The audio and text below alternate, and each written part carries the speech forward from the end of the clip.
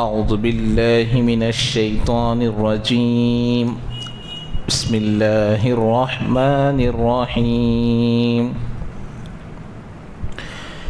إذ تبرأ الذين اتبعوا من الذين اتبعوا ورأوا العذاب وتقطعت بهم الأسباب وقال الذين اتبعوا لو أن لنا كرة فنتبرأ منهم كما تبرؤوا منا كذلك يريهم الله أعمالهم حسرات عليهم وما هم بخارجين من النار صدق الله العظيم.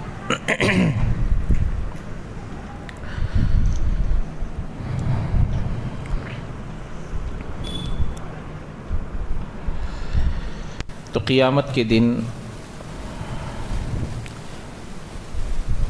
اللہ کے علاوہ یعنی کہ دنیا میں جو اللہ کے علاوہ کی پوجا کرتے تھے، اللہ کے علاوہ کی اتباع کرتے تھے، جب ان لوگوں عذاب کو دیکھیں گے تو یہاں عذاب سے دو معنی مراد ہیں، یعنی دنیا میں پوری کوششیں کر کر دیکھ لیے اور دنیا میں بھی بات سمجھ لیتے تو اچھا ہوتا۔ اب دنیا میں ایک جگہ سے دوسری جگہ، ایک دیوتا سے دوسری دیوتا، ایک بت سے دوسرے بت، ایک درگاہ سے دوسری درگاہ، ایک صاحب سے دوسرے صاحب کی طرف منتقل ہوتے گئے تب تو ان کو یہ معلوم ہو جانا تھا کہ ہمارے کاموں کو کرنے والی ایک ذات ہے، وہ اللہ ہے۔ یہ دنیا میں تو معلوم ہونا تھا۔ یہ مطلب ہے ایک مطلب۔ دوسرا مطلب ہے جب آخرت میں عذاب کو سامنے دیکھیں گے، جب سمجھ میں آ جائے گا کہ ان القوت للہ جمیعا، قوت اور طاقت صرف اور صرف اللہ کے لیے ہیں، تو یہ دونوں مطلب اس کے اندر شامل ہیں۔ اب یہاں پر جیسے کہ میں آپ لوگوں کو بتایا تھا، کل قیامت کے دن دنیا کی جو دوستیاں ہوں گی، صحیح دوستی نہیں بلکہ فساد کی دوستی، جھوٹی دوستی، شرک کی دوستی، اللہ کے احکامات سے روکنے کی دوستی، نبی کے طریقوں سے روکنے والی دوستی، ان کے پوری دوستیاں ختم ہو جائیں گی، ان کے رشتے آپس میں ختم ہو جائیں گے۔ اس کو یہاں بیان کیا جا رہا ہے۔ آپ لوگ دیکھے ہوں گے صحیح دوستی وہ ہوتی ہے جو موت تک کام آتی ہے۔ اگر میں آگے چل کر کہوں تو موت کے بعد بھی کام آتی ہے۔ دونوں کی ایک دلیل سنیے۔ فضائل اعمال میں شیخ زکریا صاحب نور اللہ مرقدہ واقعہ لکھے ہیں کہ جب وہ صحابہ جنگ کے موقع پر شہید ہو رہے ہیں تو ایک صحابی پانی لا کر دیے تو ایک دوست دوسرے دوست سے پانی پینے کے لیے تیار نہیں ہے اور معلوم ہے کہ پانی میں نہیں پیوں گا تو میری جان جائے گی۔ تینوں پانی پیے بغیر دنیا سے چلے گئے، لیکن ایک سے پہلے دوسرا پانی پینے کے لیے تیار نہیں ہے۔ یہ ہے حقیقی دوستی جو موت تک کام آئے گی، اور موت کے بعد کام آئے گی۔ کل قیامت کے دن اللہ تبارک و تعالیٰ ان تمام نیک لوگوں کو کہیں گے کہ تمہارے ساتھ کوئی اور بھلائی کیا ہے، تمہارا کوئی دوست ہو، تمہارے سے کسی کا رشتہ ہو تو ان کو بتاؤ، ان کو بھی کیا کریں گے؟ جنت میں ڈالیں گے۔ یہاں تک کہ جہنم کے راستے میں، جہنم کے لائن میں کھڑے ہوئے لوگ، وہ لوگ بھی آئیں گے جو یہ کہیں گے کہ ارے بھائی یاد رکھتے ہو دنیا میں نے تم کو وضو کے لیے پانی دیا تھا، دنیا میں میں نے تم کو ساتھ دیا تھا۔ تو یہ تھوڑا سا تعلق ہے جو موت کے بعد بھی کام آ رہا ہے، اور اچھی دوستی موت کے وقت میں بھی کام آتی ہے جیسے کہ ابھی بتایا میں، اور جو دوستی صرف کسی فائدے پر اٹکی ہوئی رہتی ہیں، تھوڑی سی ناچاکی پر بھی دوستی ختم ہو جاتی ہے۔ تھوڑی سی ناچاکی، چاہے وہ کسی قسم کی دوستی ہو، تھوڑی سی نا اتفاقی ہو گئی تو دوستی کیا ہو جائے گی؟ ختم ہو جائے۔ حق پر حق بات بتائیں گے تو بھی دوستی ختم ہو جائے گی۔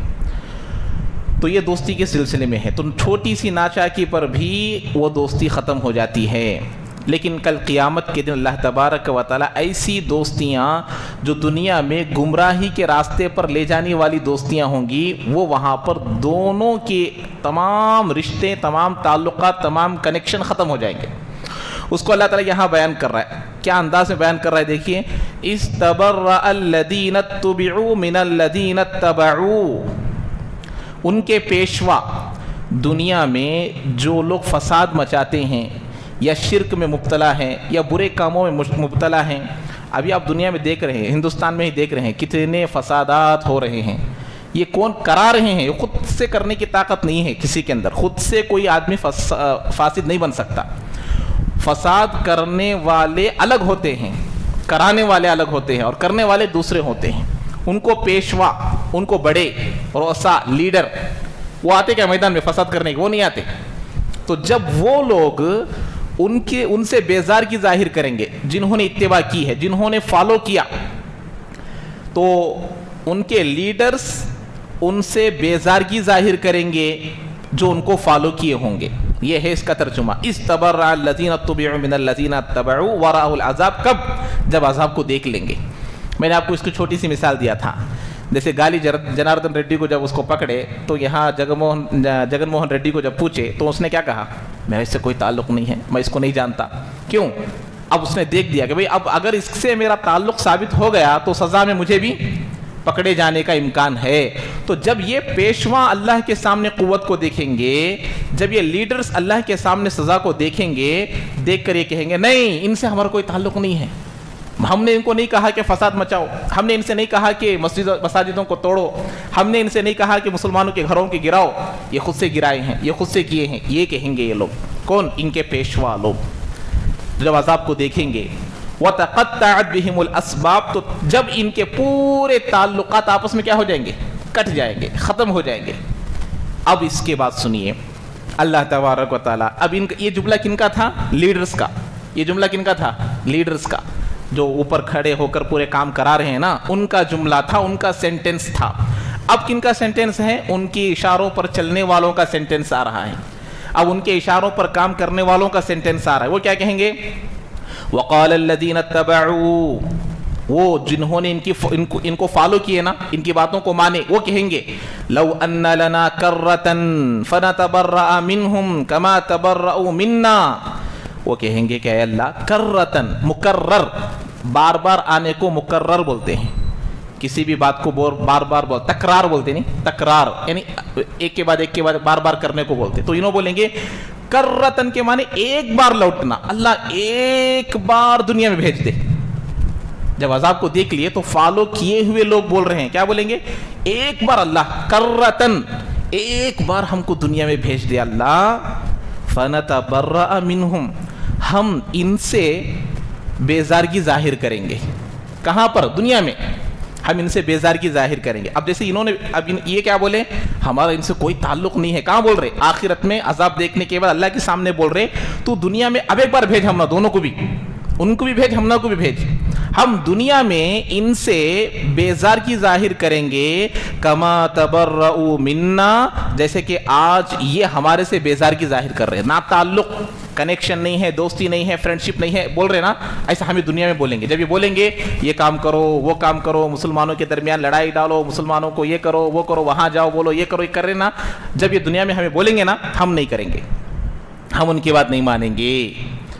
تو یہ ایک مرتبہ جانے کی خواہش کریں گے یہ لوگ جو دنیا میں فساد مچا رہے ہیں، اپنے بڑوں کی بات مان کر، اپنے پیشواؤں کی بات مان کر، اپنے لیڈرز کی بات مان کر جو یہ کام کیے ہوں گے وہ یہ خواہش کریں گے۔ اس کے بعد اللہ تبارک و تعالی كَذَلِكَ يُرِيهِمُ اللَّهُ أَعْمَالَهُمْ حَسَرَاتٍ عَلَيْهِمْ، اللہ تعالیٰ اسی طریقے سے ان کو ان کے اعمال کو حسرت بنا کر دکھائے گا۔ افسوس، ہم نے ان کی بات کیوں مانا، ہم نے ان کو کیوں فالو کیا، ہم ان کی بات پر، ان کے حکموں کو مان کر اپنی زندگیوں کو کیا کر دیے؟ زندگی تو برباد ہوئی ہی، آخرت بھی برباد ہو گئی۔ اب دنیا میں آپ لوگ دیکھے ہوں گے جتنے یہ فساد مچانے والوں کی اولاد کو دیکھیے، وہ کہاں ہیں؟ بڑے بڑے پوسٹوں میں ہیں، بڑے بڑے عہدوں پر ہے، لیکن عوام کو بہکا رہے ہیں۔ عوام بھٹکی ہوئی ہے، مسلمانوں کے پیچھے پڑ گئی ہیں، مساجد کے پیچھے پڑ گئی ہیں۔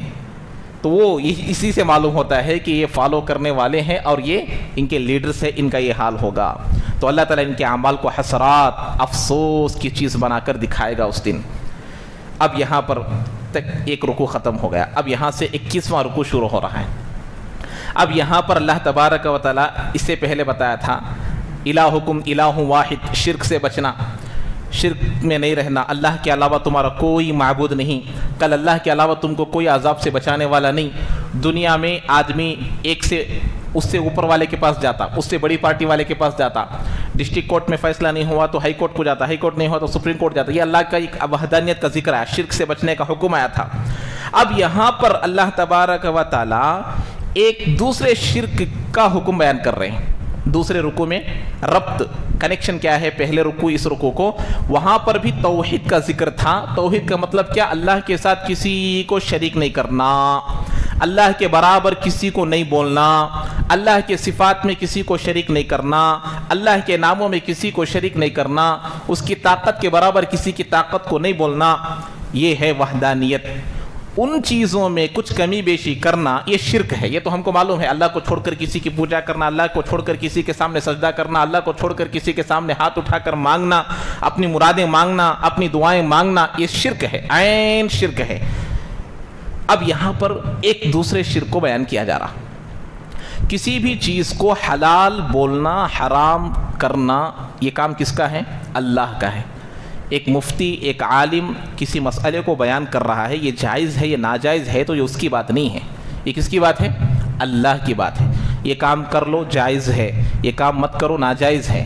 اسی لیے جب بھی کوئی مسئلہ پوچھتا ہے تو اللہ اور اللہ کے رسول کو سامنے رکھ کر مسئلے کو بیان کرنا ہے.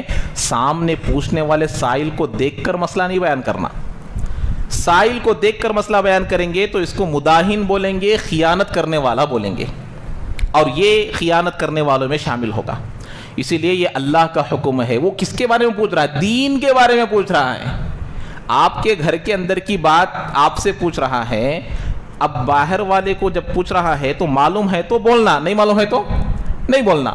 اسی لیے جب مسئلے کو بیان کیا جاتا، پوچھا جاتا تو معلوم ہے تو بولنا، نہیں تو بھائی میرے سے بڑے والوں کو پوچھ لو، علماء سے پوچھ لو. عوام اسی لیے بولتے ہیں کسی بھی مسئلے کو بیان کرنے سے پہلے معلوم ہے تو بولنا، ورنہ مسائل کے سلسلے میں بولے بسا اوقات پوچھنے والے کے حساب سے بھی جواب دینے کا رہتا. اسی لیے کبھی بھی مسائل میں اونچ نیچ نہیں کرنا چاہیے.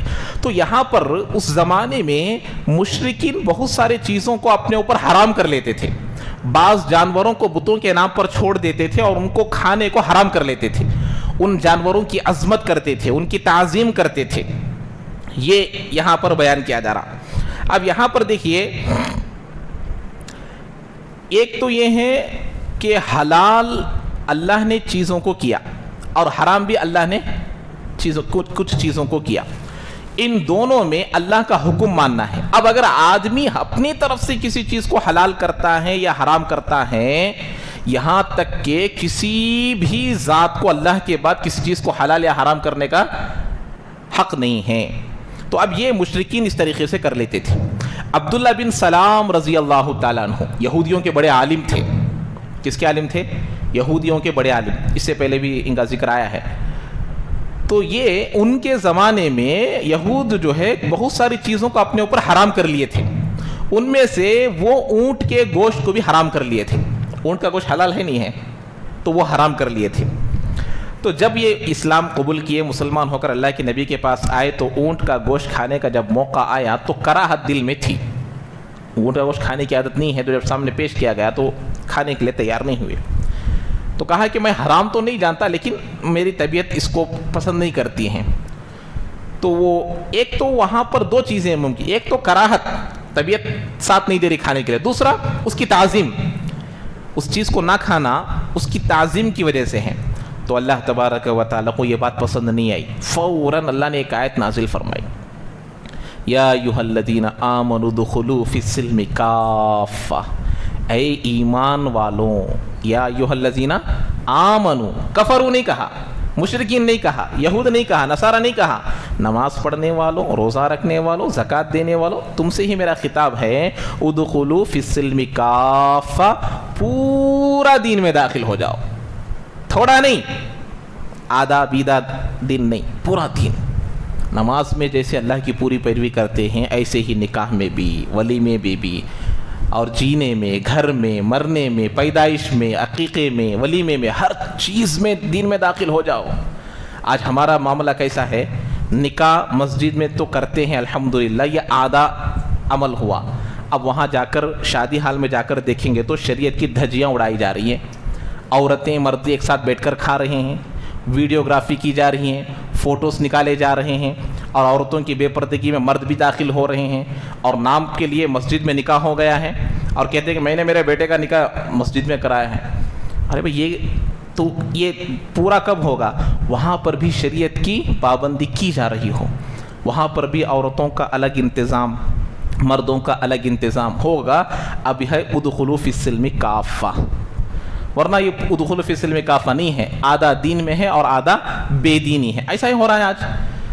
اب گھر کی اوپننگ کے سلسلے میں بھی اب وہ آگے آئے گا مسئلہ، اس کو بیان کروں گا. تو اب یہ اللہ تبارک و تعالیٰ نے کہا کہ دیکھو پورے طور پر دین میں داخل ہو جاؤ. اللہ کو یہ بات پسند نہیں آئی کہ جب وہ اونٹ کے گوشت کو کھانے سے منع کیے تو اللہ نے کہا نہیں، پورے دین میں آ جاؤ. یہ حلال ہے، اللہ نے اس کو کھانے کا حکم دیا ہے، کھانے کے لیے کہا تو اس کو کھانا چاہیے. تو یہ مطلب ہے. ولا اب اللہ تعالیٰ کہہ رہے یا ایھا الناس کلوا مما فی الارض حلالا طیبا. اللہ نے انسانوں کو کھانے کا حکم دیا، اللہ نے انسانوں کو کھانے کا حکم دیا. اے لوگوں کھاؤ. جب کھانے کا حکم آیا تو اللہ نے ایمان والے نہیں کہا، یا ایھا الناس کہا. اللہ کا ایک کلام ہے، میرا کلام نہیں، کسی انسان کا کلام نہیں. اللہ کو معلوم کہاں ناس بولنا، کہاں مؤمنین بولنا. یا ایھا الذین آمنوا ادخلوا، کہاں وہاں اے ایمان والو پورے داخل ہو جاؤ. کیونکہ جو اسکول میں آیا ہے اسی پر ایگزام ہے، جو اسکول میں آیا ہے وہی کلاس کو اٹینڈ کرنا ہے، جو اسکول میں ایڈمیشن ہو گیا ہے اسی کو اٹینڈنس کی پابندی کرنا ہے. جو باہر ہے اس کو اٹینڈنس کی پابندی کریں گے، اس کو ایگزام میں انٹری کریں گے نہیں. تو اللہ تعالیٰ وہاں ایمان والے کہا. اب یہاں باہر والے اندر والے سب شامل، کھانے کا مسئلہ ہے. تو اللہ نے کہا اے لوگوں، یہود نصارہ مشرکین مسلمان سب کھاؤ، مما فی الارض، زمین میں سے وہ چیزیں جو زمین میں ہے، حلال اور پاک. یہ دو چیزیں اگر کسی چیز کے اندر پائی جا رہی وہ جائز ہے، وہ حلال ہے، وہ کھا سکتے ہیں. دو چیزیں کیا کیا ہے؟ ایک حلال، دوسرا ہے طیب، پاک رہنا. حلال کیا ہے؟ شریعت میں جس چیز کو منع نہیں کیا گیا وہ حلال ہے. اور طیب کیا ہے؟ جس چیز میں جو بالکل پاک صاف ہو، اس کے ساتھ کوئی حق متعلق نہ ہو، اس کے ساتھ کوئی حق متعلق نہ ہو. مطلب جھوٹ بول دیا، اب اس کے اندر جس کو جھوٹ بول کر دھوکہ دیا گیا اس کا حق اس کے اندر آ گیا. اب یہ خالص پاک نہیں، یہ خالص پاک نہیں ہو، اب اس کے اندر دوسرے کا حق آیا نہیں آیا، یہ ناپاک ہو گیا. مال تو وہی ہے لیکن حق دوسرے کا آ گیا. یہی بات بولتے ہیں نا بھئی، سود بولے تو بھی وہ پیسے ہمیں حلال کمائے تو وہ پیسے، پیسہ میں کیا تو کمی بیشی ہوتی کیا؟ چاول حلال سے پکائے تو وہ چاول، حرام سے پکائے تو وہ چاول. حق متعلق ہو جاتا ہے وہاں پر. جھوٹ بول کر کوئی مال میرے پاس آ گیا وہ طیب نہیں. دھوکہ دے کر کوئی مال کما لیا تو وہ طیب نہیں. سود کے بنا پر کوئی مال آ گیا تو وہ طیب نہیں، پاک نہیں، صاف نہیں. اب اس کو استعمال کرنا جائز نہیں ہے. دوسروں کا حق اس میں آ گیا. زکوٰۃ ادا نہیں کرتا، 1,00,000 روپے ہیں، سال سے قرضہ نہیں ہے، 2,500 روپے کا حق دوسروں کا آ گیا. اب یہ دوسروں کا حق اس سے متعلق ہو گیا، اب دینا ہے. تو ایسے ہی جھوٹ، سود، دھوکہ، یہ تمام چیزیں جب اس سے متعلق ہو جاتے ہیں تو وہ طیب نہیں. حلال تو ہے لیکن طیب نہیں ہے، پاک نہیں ہے. اب وہ طیب نہ ہونے کی وجہ سے حرام بھی ہو جاتا ہے، کیونکہ جب اس کے اندر پاکی بھی نہیں ہے تو حلال کہاں سے رہے گا؟ پاک ہونا ضروری ہے، حلال بھی ہونا ضروری، تو اسی لیے وہ حلال نہیں ہوتا. تو اللہ نے 2 شرطیں لگائی، حلال بھی کھاؤ، طیب بھی کھاؤ. اور آگے فرمایا وَلَا تَتَّبِعُوا خُطُوَاتِ الشَّيْطَانِ، شیطان کے نقش قدم پر مت چلو، شیطان کے نقش قدم پر مت چلو. اِنَّهُ لَكُمْ عَدُوٌّ مُبِينٌ، وہ تمہارا کھلا ہوا دشمن ہے. یہاں پر بہت غور سے بات کو سمجھنے کی ہے. بندہ کسی کی اتباع کرتا ہے، اتباع کرنے میں صحیح چیزوں میں اتباع کر رہا ہے تو وہ اللہ کی فرما برداری ہے. بری چیزوں میں اتباع کر رہا ہے تو وہ بھی ایک قسم کا شرک ہے. ایک چیز حلال ہے، کسی نے کہا کہ یہ حرام ہے، حرام مان لیا تو یہ شرک ہے، اس کی بات مان رہا ہے. اور اللہ کی بات کو کیا کیا؟ چھوڑ دیا. اللہ کی بات کو چھوڑ کر دوسری کی بات کو ماننا یہ کیا ہے؟ یہ شرک ہے. تو اسی لیے اللہ کہہ رہے ہیں اب یہاں پر دیکھیے، شیطان تم کو بدی اور فحش باتوں کا حکم کرتا ہے، گناہوں کی وہ دعوت دیتا ہے کہ تم یہ کرو وہ کرو، جو شریعت میں نہیں ہے ان کاموں کو کرنے کا حکم دے گا. کون دے گا؟ शैतान देगा कि तुम ये काम करो, ये काम करो, ये काम करो, बुरे काम करो, और अच्छा उसके नक्शे कदम पर ना चलो, वो तुम्हारा खुला हुआ दुश्मन है, वो तुम्हारा दोस्त नहीं है, वो तुम्हारा खुला हुआ दुश्मन है। वो तुमको शरीयत छोड़कर शरीयत के अलावा दूसरी चीज़ों को अमल करने की दावत देगा, दीन के अलावा दूसरे रास्ते पर चलने की दावत देगा, उसकी पैरवी न करो। अब आगे फरमाते हैं शैतान क्या करेगा, इन्नमा यअमुरुकुम बिस्सू वल फहशा, वो तुमको बदी और गुनाहों का हुक्म करता है, गुनाहों का और बदी और गुनाहों का हुक्म करता है। व अन तक़ूलू अलल्लाहि मा ला तअलमून, और ऐसी बातें अल्लाह पर कहो जो तुम नहीं जानते, जो तुम नहीं जानते। यहाँ पर बहुत क्या कहते हैं गहरी बात है, समझिए। एक तो क्या है, शैतान उन कामों को करने का हुक्म देगा जो शरीयत का हिस्सा नहीं रहती। अब यहाँ पर इससे पहले मैं आप लोगों को बताया था, एक है हवा, एक है हुदा। हवा कहाँ से आती है? दिल से। हुदा कहाँ से आती है? आसमान से। बच्चा पैदा हुआ, अकीका करना, बच्चा पैदा हुआ, छिल्ला करना, अकीका करना हुदा है, छिल्ला करना हवा है, ख्वाहिश। तो शैतान ख्वाहिशात का हुक्म करता है, अरे भाई 40 दिन हो गए, अब क्या करना, क्या करना, छिल्ला करना। निकाह हो गया, निकाह में खाना खिलाना, ये हवा है। वलीमे का खाना खिलाना, ये हुदा है। दोनों में कंपेयर कर कर देखना कि हवा को छोड़ना है, हुदा को पकड़ना है। ये दो चीज़ों को जो सही तरीके से समझ गया वो दीन में आ गया। अब शैतान ऐसा कहेगा, ये नहीं छिल्ला करो, नहीं निकाह का खाना भी खिलाओ, 500 लोग आते बोलो, 1000 लोग आते बोलो, अरे खुशी से खिला रहा भाई ससरा, कि उन्हें क्या भी उसे मुश्किल नहीं है, उन्हें उसको बोलता है खुशी से खिला रहे बोल को। उसे जाको पूछो, जब उन्हें 1 लाख 2 लाख 5 लाख रुपए सूद को लिया होगा और लाकर मुश्किल से खिला रहा होगा, बेटी को जाकर पूछो क्या तुम्हारे अब्बा खुशी से खिलाए थे क्या? नहीं, खुशी से नहीं खिलाए, नहीं, बद्दुआ देते हुए खिलाए कि 500,000 लोग एक साथ आ गए हैं, खिलाने का जो बोझ मेरे बाप पर था वो मुझे मालूम है। ये है हवा, ये क्या है? हवा है। तो फिर वलीमे का खाना लड़के पर है, उसके लिए भी ज़रूरी नहीं है कि वो 1000-2000 को खिलाए, अपने जितनी इस्तिताअत हो उतनों को खिलाओ। खजूर से भी वलीमा हो जाएगा, नबी अलैहिस्सलाम ने कर दिखलाया। तो वो बात यहाँ बता रही कि तो वो तुमको हुक्म करेगा, ये करो वो करो, और फिर बाद में पूछेंगे तो वो क्या कहता है, व अन तक़ूलू अलल्लाहि मा ला तअलमून, और अल्लाह पर ऐसी बातें बोलो जो नहीं जानते। अरे अल्लाह का हुक्म है बोल डालते, बोला अपनी ख्वाहिश के बिना पर कर रहे हैं, अपने दिल से अमल कर रहे हैं, और क्या बोलेंगे, ये अल्लाह का हुक्म है भाई, ये दीन है भाई, इसीलिए हमें कर रहे सो, इसीलिए हमें इसके ऊपर चलते हैं सो। ये इस तरीके से बोलेंगे। ये कौन बोल रहे हैं? ये इस तरीके से बोलेंगे कि अल्लाह का हुक्म है, क्यों? दीन नहीं है। दीन ना होने की वजह से इस तरीके से अल्लाह पर इल्ज़ामात लगाएंगे, दीन समझ कर रहे हैं। और जब उनसे कहा जाता है व इज़ा क़ील लहुम इत्तबिउ मा अनज़लल्लाहु क़ालू बल नत्तबिउ मा अल्फ़ैना अलैहि आबाअना, और जब उनसे कहा जाता है कि तुम इत्तिबा करो उन चीज़ों की जिसको अल्लाह ने नाजिल किया, अब जाको बोलते जी ऐसा निकाह नको करो, ये निकाह अच्छी चीज़ नहीं है, निकाह करो और वलीमे का खाना खिलाओ, निकाह का नको। हमारे नबी 11 निकाह करे, बेटियों के 4 निकाह करे, उतने सहाबा के निकाह करे, एक निकाह का खाना साबित कर को दिखाओ, नहीं दिखा सकते। और वलीमा अल्लाह के नबी अलैहि सलाम ने ऊँट काट कर भी किए, बकरे काट कर भी किए, बड़ा सा बड़ा वलीमा भी किए, छोटा सा छोटा वलीमा भी किए। वलीमे में जैसा करना करो। जब ये कहेंगे, ऐसी बातें कहेंगे, तो वो बोलेंगे नहीं, वइज़ा क़ील लहुम इत्तबिउ मा अनज़लल्लाह, अल्लाह ने जिन चीज़ों को नाजिल किया उसकी इत्तिबा करो, तो कहेंगे बल नत्तबिउ मा अल्फ़ैना अलैहि आबाअना, हम तो उन्हीं बातों की इत्तिबा करेंगे जिस पर हमने अपने माँ बाप को देखा। हमारे माँ बाप करते आ रहे, हमें करेंगे, हमारे माँ बाप करे हमें भी करेंगे, हमारे बड़े करे हमें भी करेंगे, हमें नहीं छोड़ते। क्यों? इसलिए कि हमने अपने बड़ों को देखा। ये इनका जुमला रहेगा, वइज़ा क़ील लहुम इत्तबिउ मा अनज़लल्लाहु क़ालू बल नत्तबिउ मा अल्फ़ैना अलैहि आबाअना अवलौ कान आबाउहुम ला याक़िलून शैअन वला यहतदून। अगरचे उनके माँ बाप अक्ल भी नहीं रखते हो कुछ भी, और ना वो हिदायत याफ्ता। किसी आदमी की इत्तिबा करने के लिए 2 चीज़ें होना ज़रूरी है, उसको अल्लाह यहाँ बयान कर रहा। कितने चीज़ें? دو چیزیں ہونا، ایک عقل سلیم ہونا، صرف عقل نہیں، عقل سلیم صحیح عقل ہونا اور ہدایت ہونا. یہ دو چیزیں جس آدمی کے اندر آپ لوگ دیکھیں گے اس کی اتباع کرو.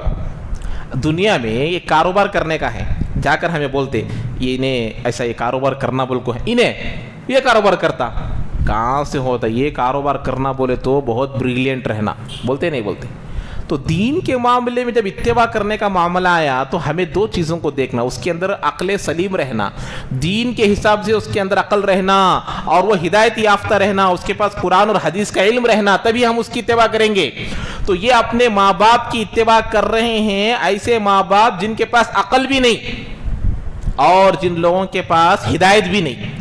ہمارے ماں باپ کر رہے ہیں، ہمیں بھی کر رہے ہیں، وہ فاتحہ یہ وہ بہت سارے دین میں داخل کر دیے جس سے دین کا کوئی تعلق نہیں، نبی کی تعلیمات کا کوئی تعلق نہیں. تو اب ان کے پاس نہ عقل ہے نہ ہدایت ہے، عقل ہے نہ ہدایت ہے. تو اسی لیے کبھی بھی کسی کی اتباع کرنا ہے تو ان تین چیزوں کو، ان دو چیزوں کو، عقل بھی ہونا اور ہدایت بھی ہونا. اس لیے حضرت سہیل بن عبداللہ رضی اللہ تعالیٰ عنہ فرماتے ہیں نجات تین چیزوں میں ہے. کتنی چیزوں میں؟ نجات تین چیزوں میں ہے. ایک حلال کھانے میں، دوسرا فرائض کو ادا کرنے میں، تیسرا نبی علیہ الصلوۃ والسلام کی اتباع کرنے میں. ان تین چیزوں میں آدمی کو نجات ملے گی. اسی لیے یہاں پر اتباع ضروری ہے، نبی علیہ الصلوۃ والسلام کی اتباع. اب یہاں پر دین سمجھ کر کرنا، کسی بھی ناجائز چیز کو دین سے اس کا کوئی تعلق نہیں، دین کا حصہ سمجھ کر اگر کوئی آدمی کرے گا تو وہ شرک ہے، دین کا حصہ نہیں ہے. ایسے ہی عام طور پر آدمی کر رہا ہے، اپنا دل بولا اور اسی لیے کر رہا ہے، تو ایسی صورت میں وہ دین نہیں ہے، رسم کہلائے گا.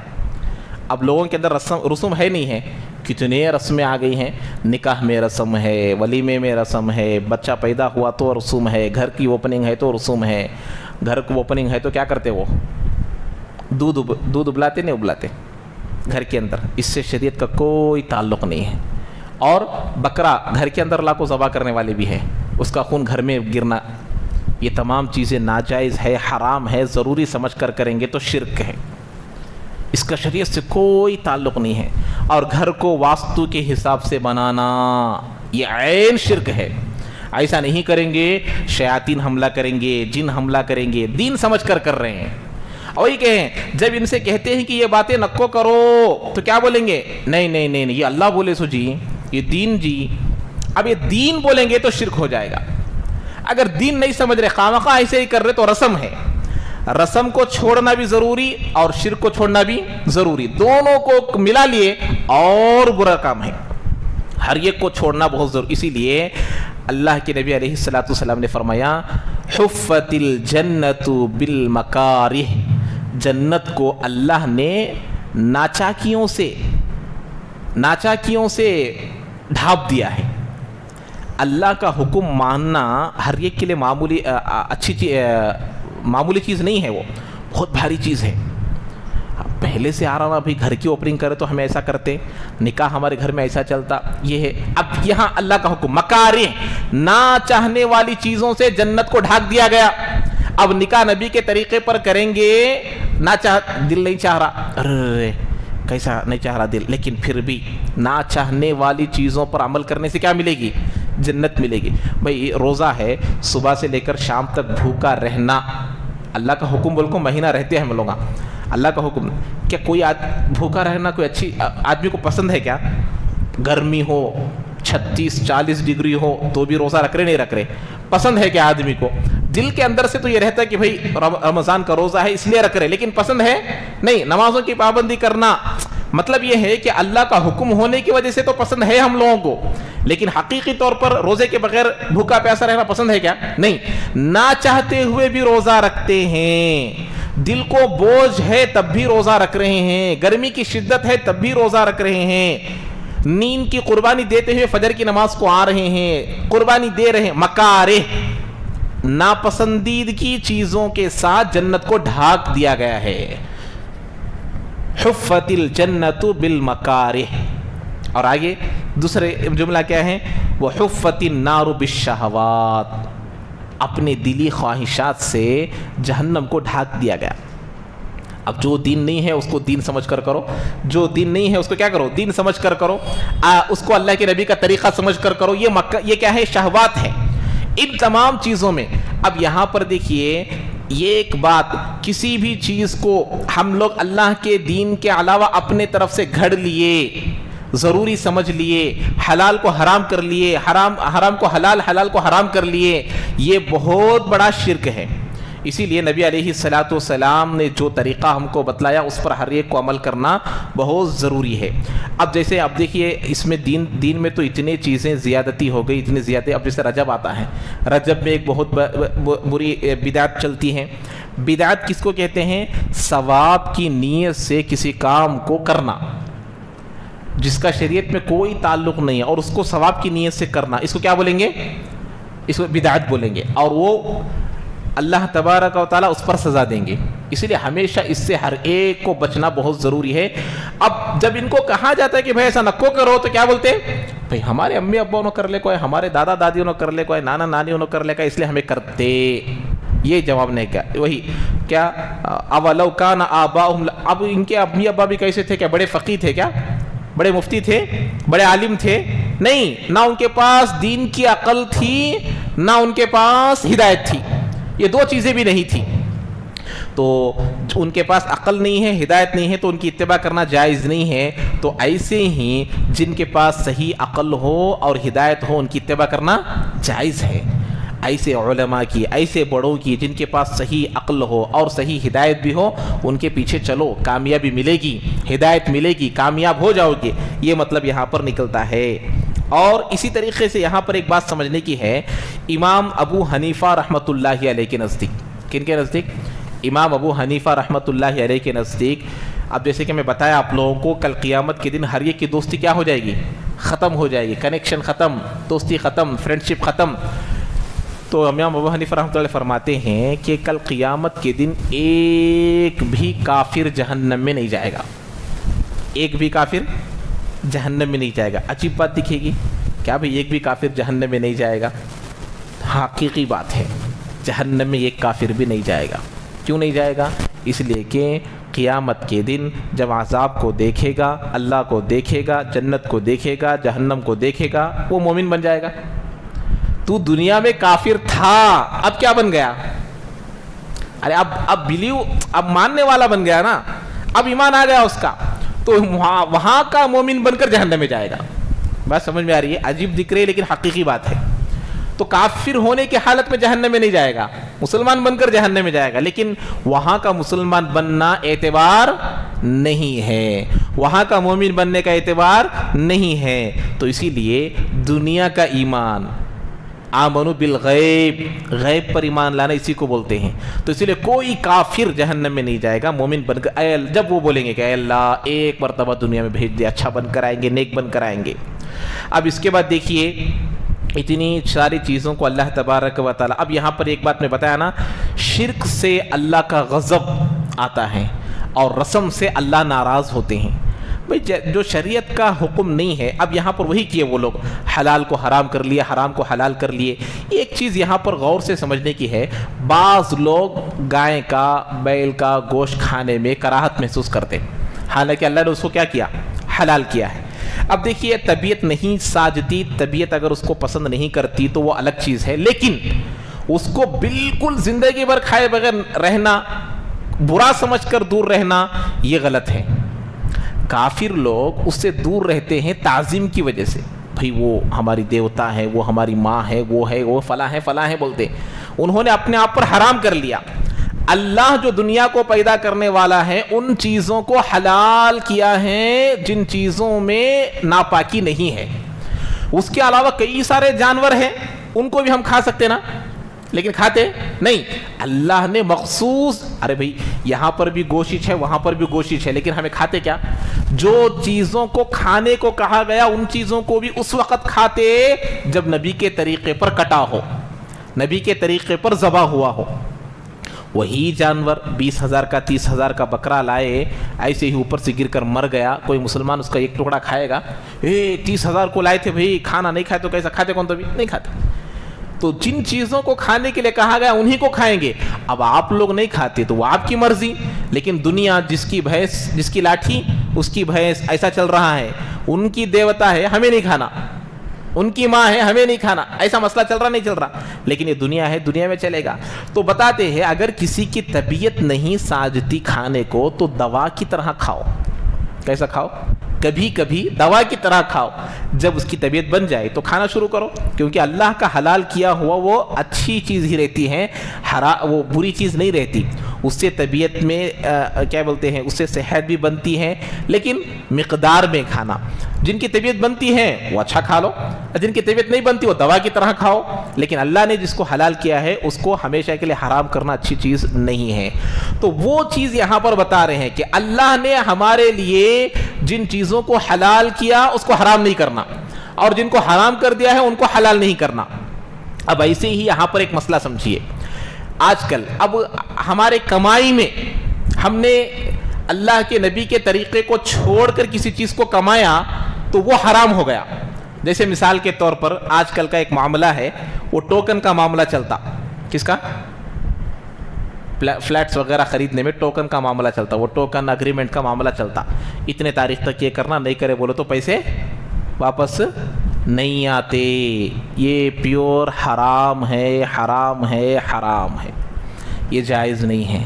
شریعت میں اس کی کوئی نظیر نہیں ہے، شریعت میں اس کی کوئی مثال نہیں ہے۔ اس کو پسند آئے گا تو خریدے گا، نہیں تو نہیں خریدے گا۔ یہ ظلمن لیا ہوا پیسے، 10,000 روپے کا اگریمنٹ، 10,000 روپے کا ٹوکن لے لیے، 10,000 مہینے کے بعد وہ نہیں خریدتوں بولیا تو وہ پیسے واپس آتے نہیں آتے۔ اب یہ ہے حرام کرنا، اپنے آپ سے حرام کرنا ہے۔ اب یہ بھی ایک طرح کا شرک ہے۔ اللہ نے کہا یہ آپ اس کو چیز واپس دو۔ ہمارے مسلمان ایسے ہونا تھا کہ بھئی غیرہ یہ 10,000 واپس دیتے نہیں، لیکن مسلمان واپس دیتا، یہ معاملہ رہنا تھا۔ لیکن ایسا دیکھنے کو ملتا کوئی غیر دینے کے لیے تیار ہے لیکن مسلمان دینے کے لیے تیار نہیں ہے۔ یہ اپنے آپ سے حرام کرنا ہے۔ ایسے ہی دکانیں، بہت ساری دکانیں رہتی کہ بھئی فلاں آدمی کے پاس جو برابر ریٹ رہتا، نہ اونچ نہ نیچ، برابر 1-2 روپے اوپر نیچے نہیں کرتا، لیکن ہمارے مسلمانوں بہت سارے ایسے رہتے غیر کی دکان سے بھی 1-2 روپیہ زیادہ رہتے نہیں رہتے۔ حالانکہ جن مسلمانوں کو یہ تعلیم دی گئی ہے کہ زیادہ ڈال کر تول کر دو، غیروں کے ساتھ اچھائی کا معاملہ کرو، وہی ان تعلیمات کو چھوڑ رہے ہیں۔ تو ایسا ہماری شریعت میں یہ نظیر دی گئی ہے، کوئی آدمی کسی چیز کو خریدا، خیار شرط کے ساتھ خریدا، میں 3 دن تک دیکھتا ہوں، مجھے پسند آئے تو میں چیز رکھ لیتا ہوں، نہیں تو نہیں رکھ لیتا، بول لے تو بھی جائز ہے ہمارے پاس۔ لیکن یہاں ابھی خریداش نہیں، اگریمنٹ کرے اور اس میں لکھو رہتا ہمیں اس سے نہ خرید رہے، ہمیں اگریمنٹ کے ساتھ نہ خرید، نہیں، شریعت میں اس کی نظیر نہیں ہے، اللہ کا یہ حکم نہیں ہے، یہ حرام ہے، یہ جائز نہیں ہے۔ تو یہ بھی آدمی نمازیں پڑھ رہا، روزے رکھ رہا، حج کر رہا، عمرہ کر رہا، حرام کھا رہا۔ یہ 10,000 20,000 روپے کھانا کیا ہے؟ یہ حرام ہے، یہ جائز نہیں ہے، کیونکہ اس نے اپنے آپ پر حرام کا لقمہ لے لیا ہے۔ اس کا ناجائز کسی چیز کے بدلے میں مل رہا، کیا ہو کسی چیز کے بدلے میں مل رہا ہو، نہیں مل رہا۔ تو اسی لیے یہ معاملہ جائز۔ ایسے بہت ساری چیزیں ہیں، انشاءاللہ اگلے ہفتے بھی تفصیل کے ساتھ بیان کروں گا۔ اب اس کے بعد اب ان لوگوں کی مثال جو حلال کو حرام کرتے، بتایا نا، ٹوکن کا معاملہ، اگریمنٹ کا معاملہ، سود کا معاملہ، دھوکے کا معاملہ، جھوٹ کا معاملہ، یہ تمام چیزوں کی مثال کیسی ہے، اس مثال سے، ایک مثال سے اللہ تعالیٰ سمجھا رہا ہے کہ ان لوگوں کی مثال کیسی ہے جو حلال کو حرام کر لیتے ہیں یا حرام کو حلال کرتے ہیں، ان کی کیا مثال ہے۔ اللہ آگے اس کو بیان کر رہا ہے، اس کو انشاءاللہ میں اگلے ہفتے بیان کروں گا۔ اللہ تعالیٰ ہم تمام کو عمل کی توفیق نصیب فرمائے، حلال کو کھانے کی اللہ تعالیٰ توفیق نصیب فرمائے اور حرام سے پورے طور پر بچنے کی توفیق نصیب فرمائے۔ سبحان اللہ وبحمدہ، سبحانک اللہم وبحمدک، ونشہد ان لا الہ الا انت، نستغفرک ونتوب الیک۔